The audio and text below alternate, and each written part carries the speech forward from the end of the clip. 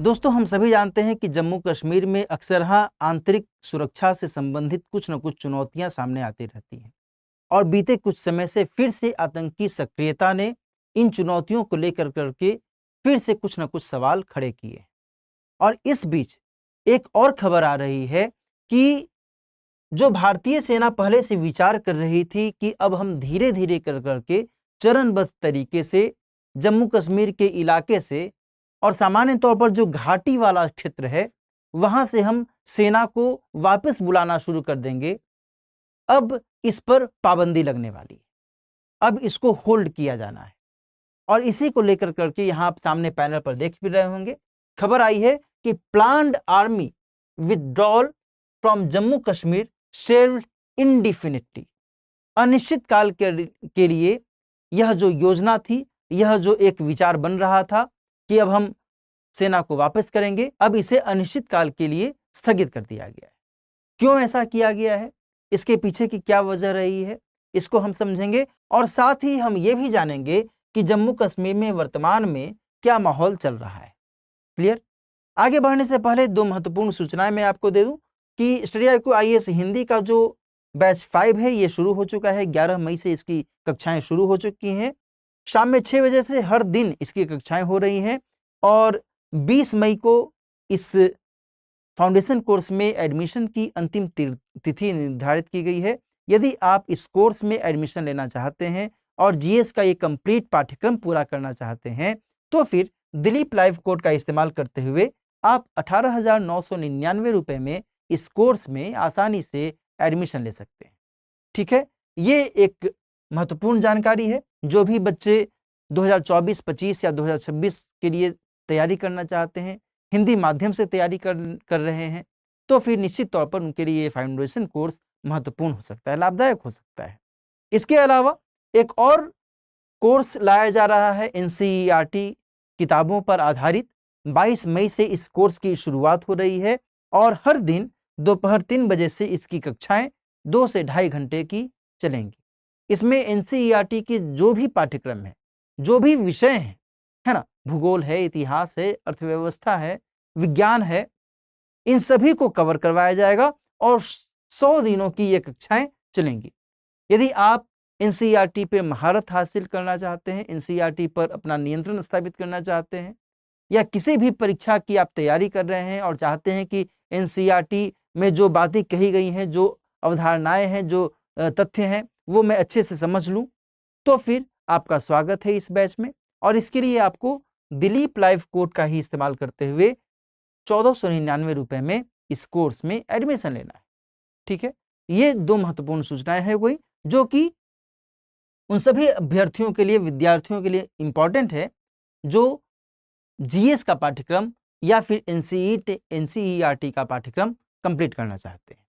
फिर से हम लोग जो मुद्दा है उस मुद्दे पर आ जाएं और देखें कि आखिर चल क्या रहा है।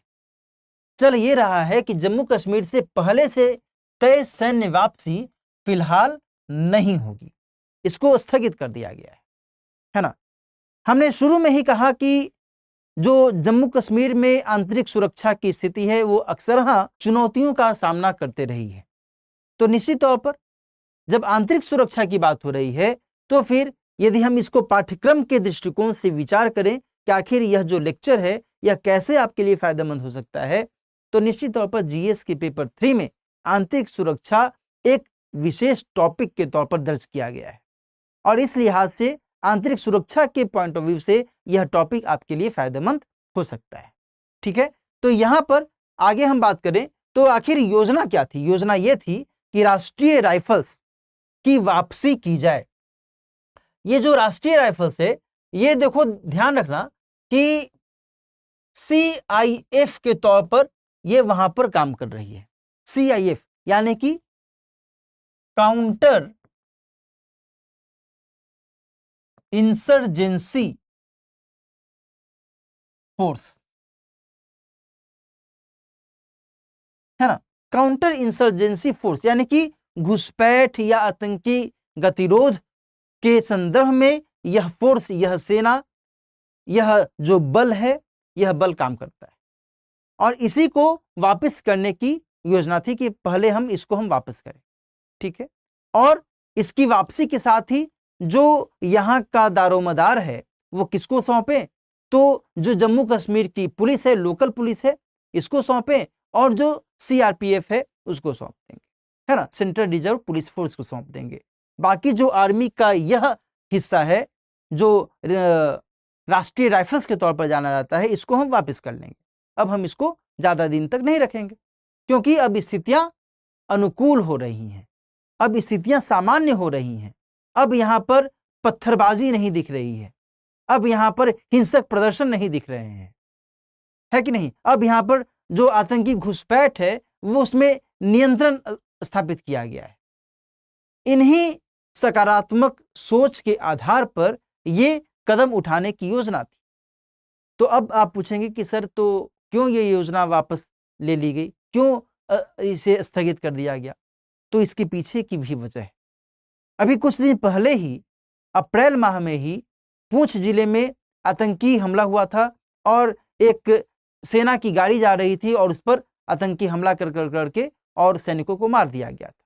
इसके अलावा अभी बीते कुछ हफ्ते पहले ही मई माह में ही राजौरी में इस तरीके की घटना को अंजाम दिया गया। यानी कि आतंकी गतिविधियां किसी न किसी रूप में फिर से अपना जो सिर है ये उठा रही हैं और इसी को लेकर करके हिदायत देते हुए या फिर कहें कि एक सावधानी पूर्वक कदम बढ़ाते हुए सेना के स्तर पर यह निर्णय लिया गया है कि नहीं भैया अभी हम ये नहीं करेंगे, है ना। तो यहां पर इस बात को समझने की आवश्यकता है। हम सभी जानते हैं कि अनुच्छेद 370 की समाप्ति के बाद आतंकी गतिविधियों में बहुत बड़े पैमाने पर कमी आई, है ना। लेकिन हाल के समय में जो आतंकी मुठभेड़ हुए हैं वो चिंता की लकीरें खींच दे रहे हैं और इसी कारण से जो एक सकारात्मक कदम उठाया जाना था उसको विथड्रॉ कर लिया गया है ना। ध्यान रखिएगा कि सैन्य वापसी के लिए यूनिफाइड हेडक्वार्टर से हरी झंडी मिलनी थी। ये आपको थोड़ा सा समझना होगा। यूनिफाइड हेडक्वार्टर जो है ये जम्मू कश्मीर में स्थापित है और इसकी स्थापना देखो 1993 के आसपास में की गई थी। इसका मकसद यह है कि जो जम्मू कश्मीर में आतंकी गतिविधियां हो रही हैं उसको कैसे मॉनिटर करें, कैसे हम उस पर नियंत्रण स्थापित करें, कैसे हम इन आतंकी गतिविधियों को समाप्त करें, समूल नाश करें और इसके लिए सेना को हम किस तरीके से तैयार करें, सेना किस तरीके से आगे काम करे, है ना।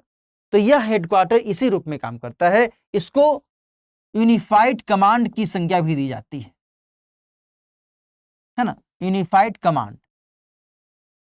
और ये ध्यान रखिएगा कि वर्तमान में जो जम्मू कश्मीर के एलजी साहब हैं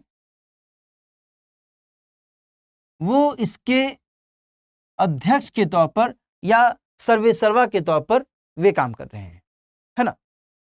तो इन्हीं के माध्यम से, इस कमांड के माध्यम से ही ये निर्णय मिलना था कि ठीक है सेना को वापस कर दिया जाए।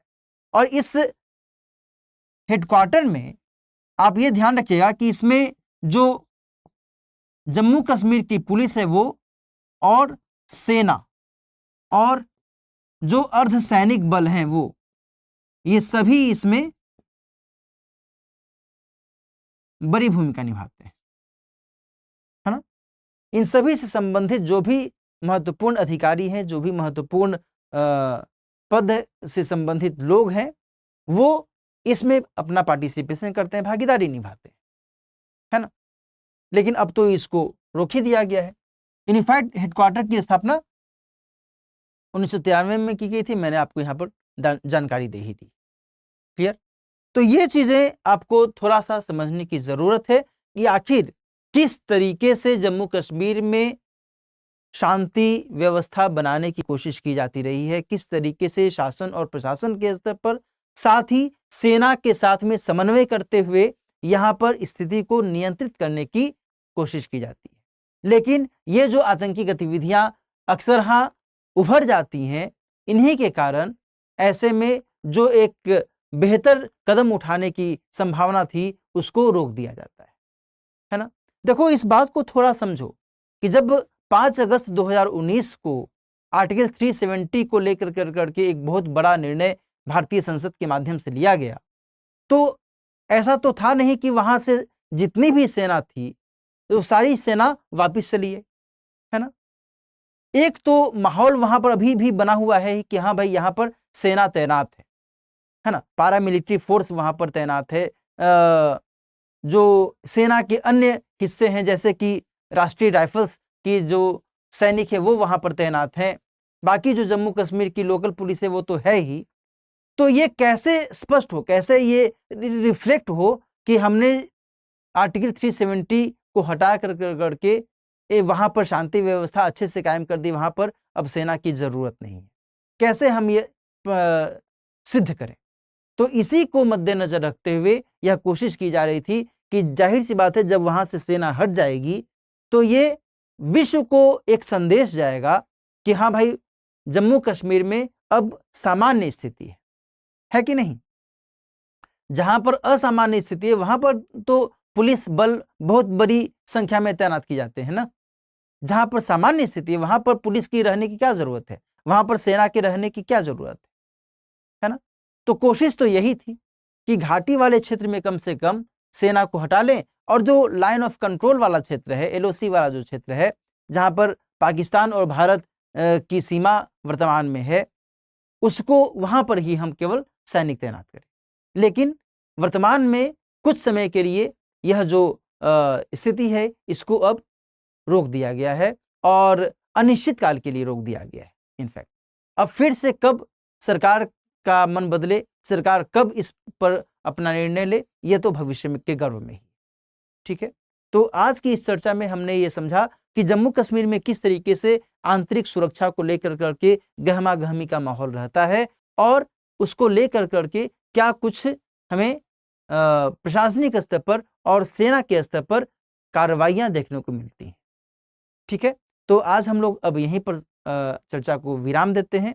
मिलते हैं किसी और मुद्दे की बात कार्यक्रम में किसी और महत्वपूर्ण मुद्दे के साथ। तब तक अपना ख्याल रखिए। All the best.